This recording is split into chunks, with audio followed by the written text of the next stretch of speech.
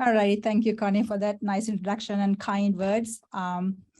Good afternoon, everyone. So let me get the laser here. My mouse is weird. So as Connie said, I'll be providing you an update on chemical analysis of botanical case studies. This is the outline of my presentation. I'll briefly highlight the chemical analysis technical working group, the membership and our mission and objectives. Even though that you heard a little bit about the botanical selected, I'll quickly cover what those are. And my presentation will mostly focus on the chemical analysis. Here, I will highlight the approach we have taken. I think Connie highlighted a little bit this morning, and then focus on the phytochemical characterization we have done. And the idea here is to give you a general landscape on what we have been doing. And I will be taking examples, 3 case studies that we have done under our contracts to kind of show you the data we have generated. Again, the idea is not to kind of get a deeper dive into the data, but just to give you the approach we have taken and the data we have generated. We also have some data. You heard a little bit this morning about the solubility issues and the solvent use. So we have some data to share in 2 solvents that we have used. And I'll end my presentation with showing the current status of activities, just 1 slide. So this is the chemical analysis technical working group. As you can see, we have a good representation from industry, academia, nonprofit, and private sector. Tim Baker from Procter & Gamble, and then I co-chair the technical working group, I think Connie mentioned earlier. So this is the mission. So our mission is to develop a strategy and methodologies to characterize botanicals for the purpose of enabling safety assessments. We have 3 objectives, but I want to highlight the last one: to select resource-efficient analytical approaches, methods, and partners that can comprehensively characterize botanicals with respect to safety. So this information is on the website given here, if you want to read more about it. Again, so you saw this list this morning. So on the left is the 13 botanicals that both Connie and Cynthia shared. But I think this slide is prettier than what they shared. And I also want to highlight following the selection of the first 13, and it has been identified that those 13 didn't cover some of the positive controls for some tox endpoints. So therefore, the additional 5 were selected to be included in the consortium activities. So again, you heard a little bit this morning about how we went about the procuring the material. So I'm not going to go into details other than saying that it was a large team effort to get the inventory in place. So following the procurement, so some material, as you can imagine, were ground plant products. So they need to be, they were like a dried plant products. So they need to be ground. So this was done by Alchemist Labs and University of Mississippi. And then all the material were extracted in 95% ethanol. That activity happened at University of Mississippi. And I also want to highlight that the last set of positive controls all were provided by Dr. Ikhlas Khan and her group at University of Mississippi.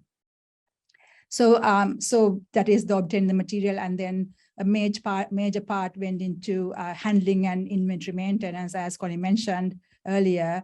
So one of our contractors, MRI Global, has been instrumental in getting that in place. So materials was received, logged in, aliquoted into small aliquots to be, because it is easier doing that way because there are multiple shipments coming up to go into different bioassay labs. And then they were stored under appropriate conditions. So all the details, including the dates and the certificate of analysis when available, they are all maintained in electronic files and are available to the consortium members. So the chemical analysis approach we took, I think Connie again highlighted this morning. One of the things were authentication by high performance thin layer chromatography, HPTLC, and then the phytochemical characterization. I'll talk on that a little bit more later. And then when there is enough material, we also did contaminant analysis. Here, we focused on the heavy metals, pesticides, and mycotoxins. And the other analysis that we had talked about but haven't quite put into place were thinking about the bulk extract storage stability. As we know, it will take a few years before all the bioassay activities are completed. So we want to make sure the extract is stable over storage during that period. So we have initiated some of that. I'll talk a little bit later. And also solution stability. So once the assay labs prepare solution, whether it's in DMS or ethanol or any other solvent, are the extracts stable, during that use period? And then lastly, the constituent concentration in exposure solutions. And one may need to know how much of that active ingredient in that exposure solution is. So those are the ones considered that we haven't quite solidified those activities yet. So moving on to the phytochemical characterization here, like there are two steps. The first step is to determine the constituent identification. We need to first identify what is in the sample. So here we are typically using, I'm not saying that it is a set in stone, but we try to use this 5-level identification criteria introduced by Shimensky et al. In 2014. In level 1, we have a confirmed structure here. What we are doing is we are comparing the retention time and the mass spectrum of a reference stand to that obtained from the sample. Level 2 criteria is a probable structure. Here we are comparing the data from a sample to the literature or a library spectrum and bringing in other diagnostic evidence to do the confirmation at level 2. Level 3 is the tentative candidates. Here we may have evidence for possible structure, but there is not enough information to assign an exact structure or the molecular formula. So good example for this level 3 category would be a positional isomer, where you have a standard for a one isomer that you can use that to confirm the structure of the different isomer. Level 4 is the unequivocal molecular formula. Here you may have enough information to assign a formula using a spectral information, but there may not be enough information to propose actual structure. And everything else will go under level 5 as unknowns. Here, all you can do would be using mass spectrometry to generate an exact mass, but there may not be other information to assign a formula or a structure. So when we are doing this, we obviously ran into some challenges and exceptions, and I just want to highlight one example. In the case of ginseng, we had authentic standards available for some of the ginsenosides, but unfortunately, the concentration in the actual botanical material is low, so we were not able to get a good mass spectrum. So in such a scenario, even though we have a standard, should you put it in the level 1 category or level 5 or other? So this is like a judgment call sometimes you have to make in such scenarios. So the second part of the characterization is actually determine the concentration of the constituents in the sample. So here, when you have reference standards, obviously, then you can use those to make the quantitative estimates. Not the estimates, they are quantitative data, they are solid data. So one can use solvent standard curve to do that determination, or one popular method is a standard addition method, because it's a complex mixture and we already have certain concentration in the sample. So I'm not going to get into details how we do it, but these are the two choices that one can use to do the quantitative data. So here we typically express the concentration as % constituent in extract by weight to weight, or you can also use units like nanogram constituent per gram of extract.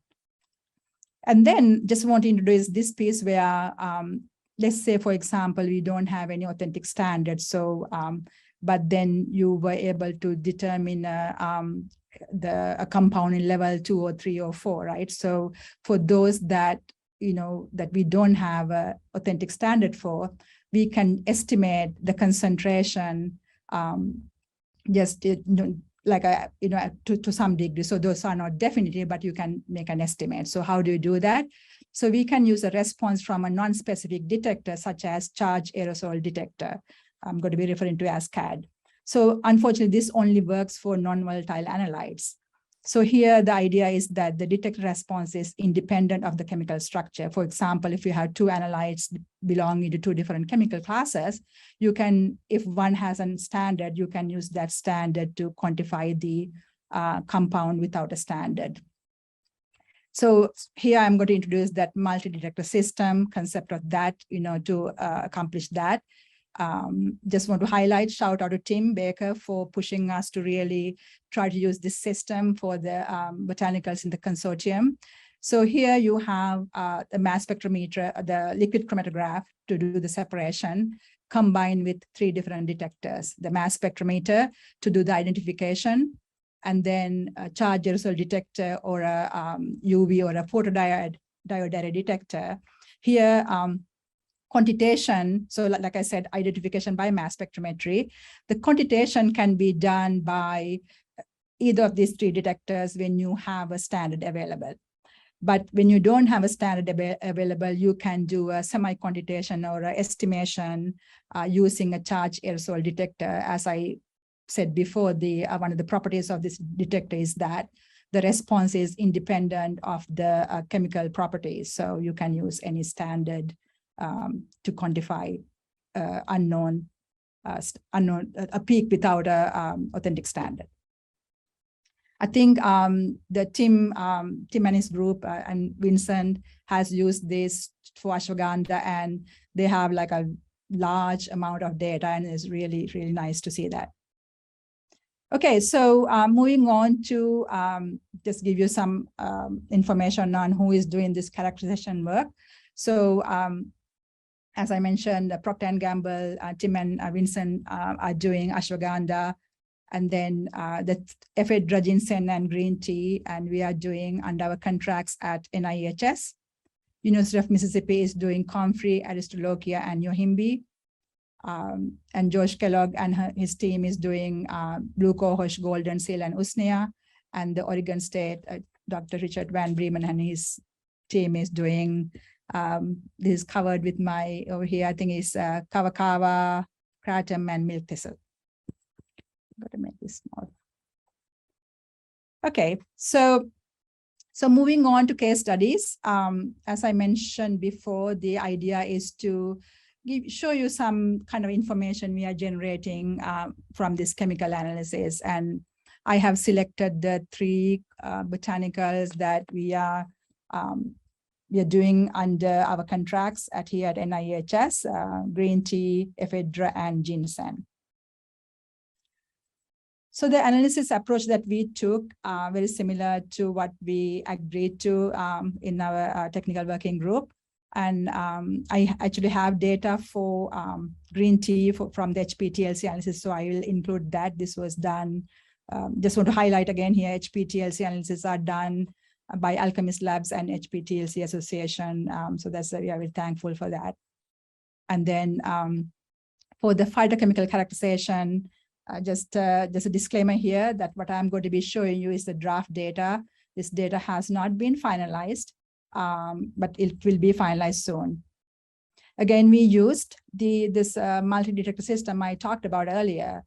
We were fortunate, 2 of our contractors actually agreed to kind of put this system in place so they can help us out with this analysis, and really thankful to them for doing that.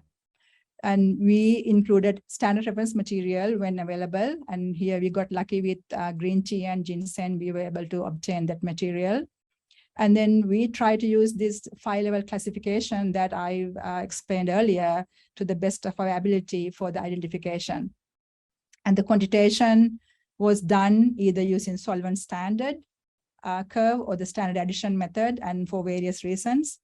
And also we were able to, for green tea and ginseng, we had enough material, the bulk material, so we were able to use some material to do the contaminant analysis, and the work was done via Eurofins standard assays. And also we did weight loss by drying for a couple of those the couple of those botanicals, green tea and the ginseng. Here, the weight loss by drying will give you an idea about, is there any moisture, volatiles, or other solvents in the material. Okay, so moving on to the case studies, I'll start with green tea extract. So with the green tea, unlike the other botanicals, we actually use a commercial source to get the material from. So one of so we did that work through the NIHS contract. So the criteria for the lot selection, we were asked to make sure that we get a lot similar in composition to the lot used in the 2-year rodent bioassay. So we can compare the in vitro data to in vivo data that was obtained in the rodents. And also we were asked to make sure the lot has a low caffeine content. So we procured and screened 3 lots from 3 different suppliers along with the NIST green tea extract SRM. So we were really thankful to Anton for providing us some recommendation to get the materials from. So typically, when we do work at NTP, we go way more than 3 lots. We get about 10, 20 lots to kind of screen lots from, but in this case, we went with 3 lots because we got some recommendation, some sort of a reliable supply information from the internal information from USP. So we have 3 lots, and what we did was we used the combined system to profile and obtain semi-quantitative data. So what I mean by semi-quantitative data here is that we use a single solvent standard to kind of generate estimates for the constituents in the lot. And then based on the profile comparisons as well as that constituent data, we were able to select a lot to take for the analysis to use in the consortium activities. So this is the information, some information on the lot selected, and it was from Indina, Milan, Italy. It is description says green tea dry decaffeinated extract. And then the certificate of analysis did highlight the total catechin content 78.5%. So as you can imagine, this is green tea has a lot of polyphenols and is tend to oxidize. So the contractor made sure that the bulk material was repackaged in amber glass bottles as it is in an inert atmosphere. So these are the kind of things that we thought about, like, for the long-term storage of some of this material, and pretty much treated the material to make sure that it stays for longer, stable for longer periods. And this is how the kind of the appearance of the material is, if you're interested. So this is the kind of information, again, we do have for every single material that is in the inventory. Okay, so I'll start with the HPTLC analysis. I want to kind of highlight this data came from CARMAG through the HPTLC Association. Just this is the high HPTLC chromatograph. So as you can see, this particular analysis, they have included lot of other green tea extracts, but I want you to focus on lane 3. That is where the Botanical Consortium material is. Lane 3 is always, and lane 2 is the corresponding standards. So this profile on the left, or the chromatograph on the left, is for the polyphenol. So the conclusion from the lab was that the polyphenol profile is typical of green tea, and this is the polyphenol profile here. So this is our lot. So it's typical of green tea extract. However, they highlighted that there is a sort of zone at the retention factor 0.7 around here, where my laser is, that it is not typically seen in green tea extract. So, and although that is the case, then the 2 other green tea extracts that was run in parallel, I think one is the 5th one is the decaf green extract. They also seem to have that, the area with that zone with the retention factor 0.7. So I haven't gotten deeper into the report to kind of see whether there's any more information on that, but I think overall looks like the polyphenol profile it's acceptable for a green tea extract. On the right is the caffeine. So obviously that this is supposed to be a decaffeinated extract, and this is the caffeine, the standard on the lane 2, and then the zone around that area is missing in the green tea extract. So it's confirming that either caffeine level is low or absent. So moving on to, again, more data from the HPTLC, and this one is on the left is showing the flavonoid, looking at the flavonoids, and conclusion here is that this is the area with the yellow bracket here with the laser here is showing the where the flavonoids are coming. So you can see our Botanical Consortium material doesn't quite show much of that. So the conclusion from the lab was that extract lacks typical flavonoid zone in the lot. To the right is they were also looking at the amino acids. Again, conclusion was that amino acids were not detected. they highlighted that particularly theanine, which is supposed to be in green tea. So the theanine is coming around here. So I can just say here that even though the HPTLC didn't show a good band for the theanine, we were able to detect that using the mass spectrometry. So it's very likely here the reason they didn't see is maybe levels were too low. Okay, so moving on to the phytochemical characterization. Again, as I said earlier, we did use the multi-detector system. Shown here are the different CAD different profiles. I'll take you through this. So on the top left is the standard. So we were lucky, and because there are a lot of standards we can get for green tea. So as you can see, nice separation. And at the bottom is the test lot. To the right top is the standard reference material from NIST that we ran with the lot. These shown here are the extracted ion chromatograms from the mass spectrometry for different the constituents in green tea. I mean, as you can see from a first glance that the profile of the SRM and the test lot are very similar. So there's a lot of data on this slide, but the idea here is to show you the type of tables that we have generated from this work. So a lot of information on the top here. So my idea is to kind of show you that, again, I'm not going to go through all the one by one, but again, to show the type of tables that will be available. Pretty much most of the green tea, we were able to identify in level 1 category, meaning we had a standard, and with only few that in the tentative category, like 2 to 5. So a lot of pretty structures, and again, I'm not going to focus on that, but the idea is to clearly show you the kind of information that will be available to be used by the consortium members. Okay, so again, I just want to highlight that we did find theanine in the material by mass spectrometry, so kind of likely due to the sensitivity, maybe better sensitivity in the mass spec assays. So just want to take a minute here. So if you recall, one of the criteria for us was that to select a lot that is similar in composition to the rodent bioassay lot. So that was one of the targets here. At the same time, I want to show you that kind of two things. One is that how our what we measured kind of match with what is in the certificate of analysis. So I have shown here the total catechins and the other analytes that we measured. Total catechins accounted for about 80% in the lot, and the certificate analysis is 78.5%. So we are very, very close with that. And then I mentioned to you that along with the test lot, we ran the SRM. So, and then we also have data for the SRM, and the given here in these two columns in blue are the SRM determined values at the lab, as well as the data that I pulled out from the certificate of analysis.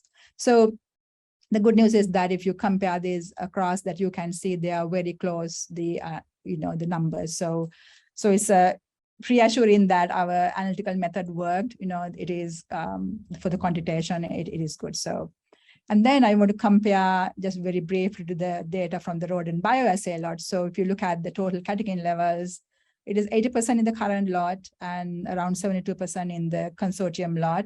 And just highlight one thing here with respect to one of the active compounds, EG-CG, and you can see the 44% in the consortium lot and the 48% in the bioassay lot. So we could not use, we have plenty of bioassay lot material, but unfortunately, because of the polyphenols, over time, they all were oxidized and the material looks all brown, and some of the polyphenol levels were off than when we measured it many years ago. So that's why we could not use that lot for the consortium activities. So one other thing I want to highlight is that, so the total constituents other than the catechins, all come to about 81%. So just want to summarize the findings from the green tea extract. Again, HPTLC conclusion was the extract was identified as a decaffeinated extract of green tea, even though it lacks amino acids and higher glycosidated flavonoids, which are typical of green tea constituents. From the phytochemical characterization, we were able to identify and quantify pretty much all the peaks in the chromatogram. And then, so the quantitative values I showed you, we were able to account for about 81% weight to weight of the extract. And the weight loss of drying is about 2%. So we also did total polyphenol analysis, which is the ISO method that is validated for the total polyphenols, and that gave us about 94%.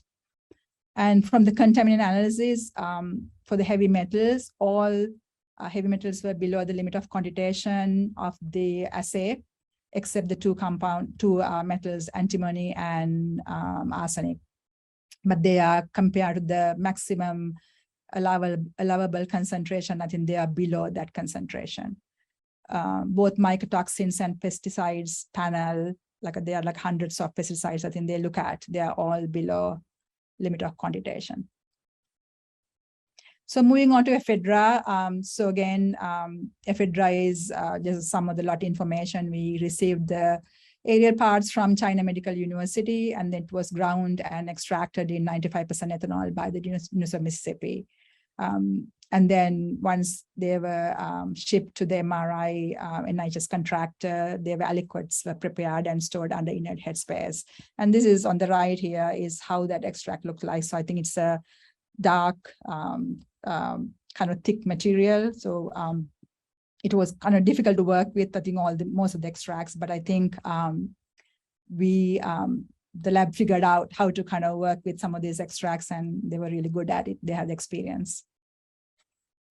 Okay, so moving on to Ephedra, again, very briefly, this is a typical LC high resolution mass spec UV-CAD profiles. Just to kind of highlight here, Ephedra, unlike in green tea, we were not that fortunate. We were able to only find 7 standards commercially available that is supposed to be in Ephedra.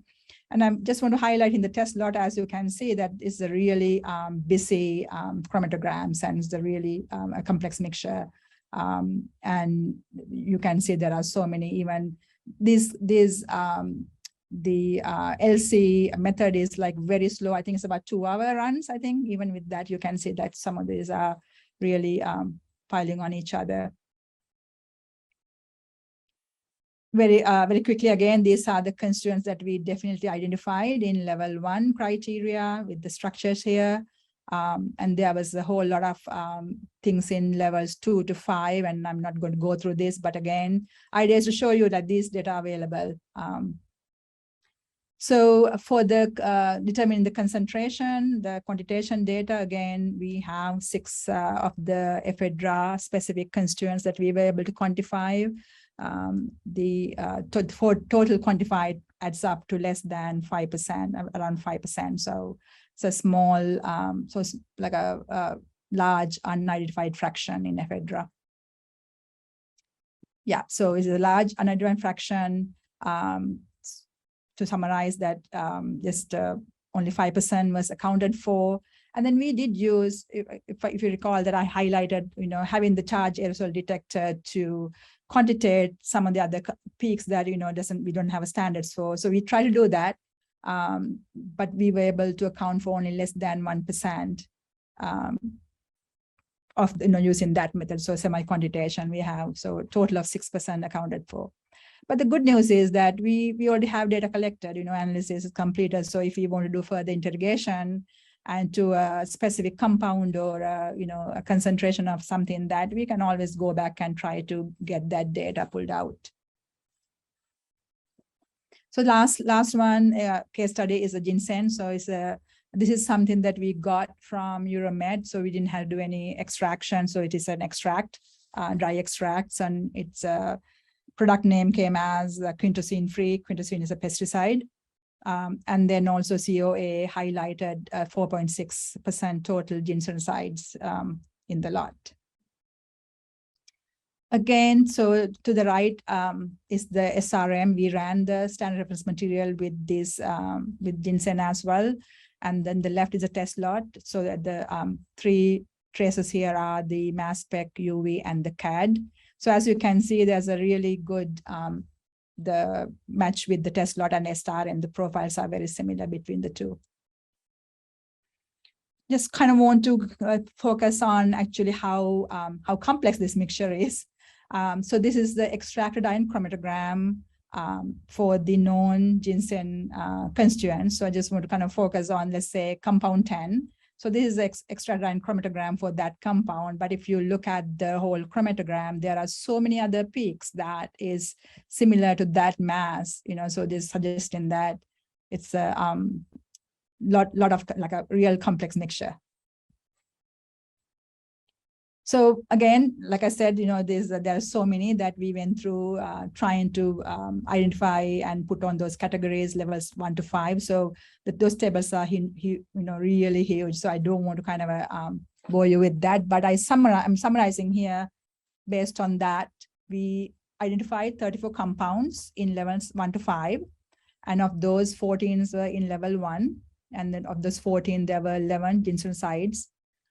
So obviously 20 in levels 2 to 5. Just want to highlight here that although there were 20 in levels 2 to 5, that most that we listed, unfortunately, under level 5, we have standards for. But because the level in the sample is so low that we were not able to produce a good MS-MS spectrum. So unfortunately, we had to kind of categorize those under level 5. We can go back and have a conversation on that, how we want to go about. But for the time being, we decided to kind of put it under level 5. So if you want to upgrade it to level 1 or 2, I think we probably have to have a discussion in the consortium how to go about that. Okay, again, these are the pretty structures of the constituents. Again, for sake of just showing you what kind of data available. Just moving on to the concentration. Again, I'm only showing a part of the table here.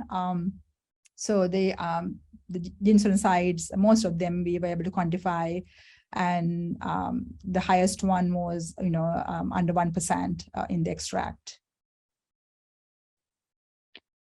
Like a summary again, same 34 compounds in levels 1 to 5 with 14 in level 1. And again, we may want to revisit some in the level 5 to see whether we can categorize it.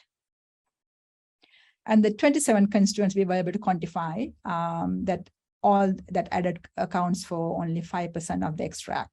So most of them are ginseng sites.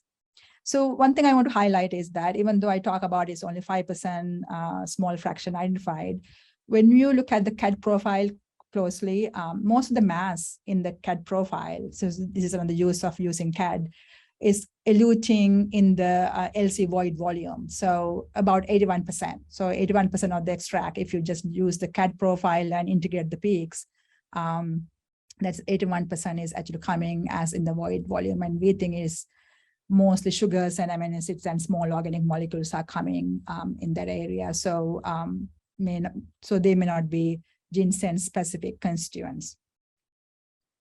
Again, just like other two, we already have collected data.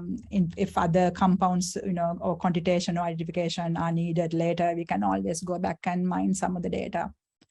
For ginseng, again, we did the weight loss on drying to see if there's moisture and other solvents, and we came about around 3.2%, whereas the COA is around 2.5%. So, and with that, if you add that to the constituent data, then we have accounted for about 8.4% of the extract.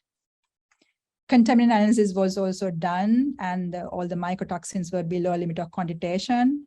And the pesticides and heavy metals, there were about 10 detected above limit of quantitation.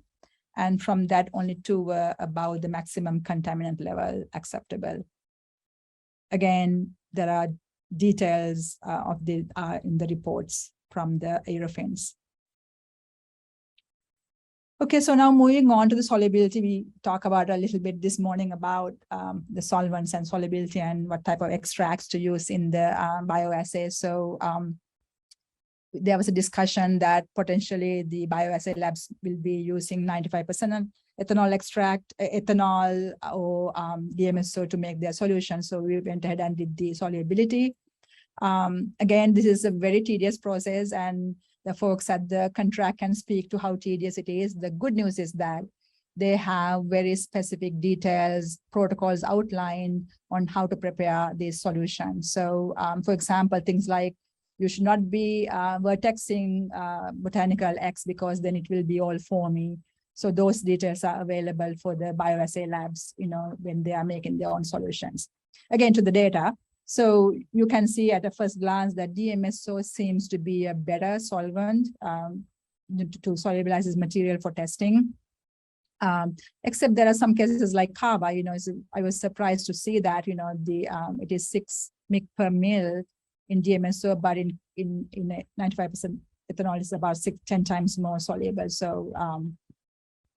So again, data is available to be used. And I think I have, there's things like Ephedra. So this is like some of these values may be subjective, because they found that there are still some partially soluble material on the top, like a oil or some foamy stuff at the top. So we had to kind of make sure that when the labs are making their solutions, that either remove them or like or just like make sure the solid, actually concentration is actually what we think it is. Okay, so last slide here. So this is a summary of all the activities that we have been doing. So the boxes with the grade are the ones that we have completed at least this first phase.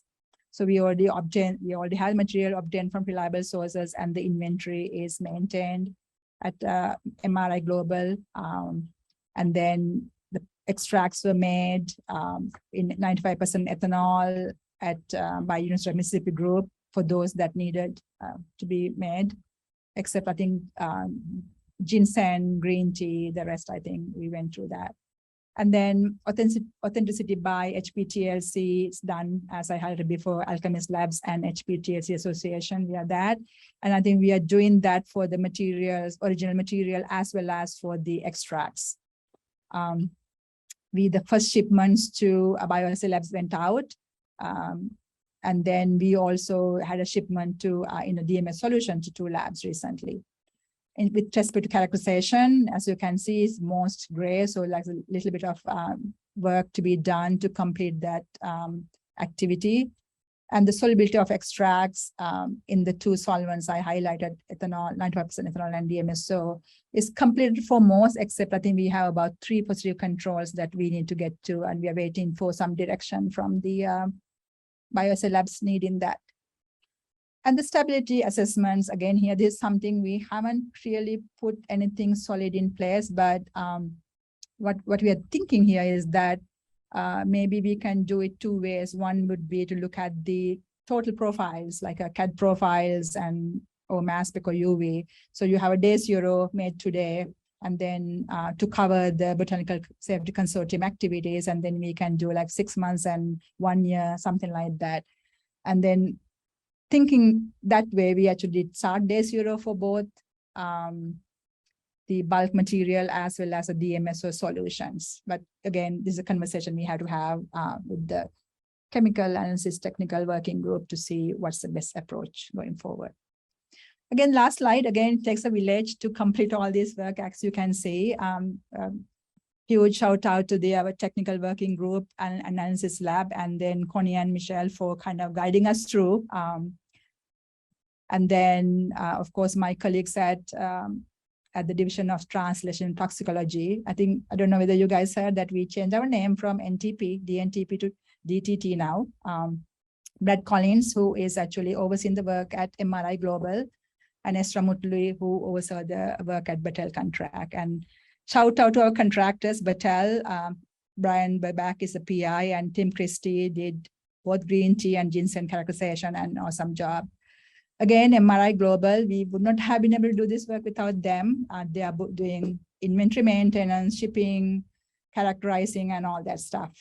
Christine Island is the PI, and Sarah Pickett and her team did an awesome job. You may have seen some emails coming from her team, handling inventory, maintaining, documentation, and shipping.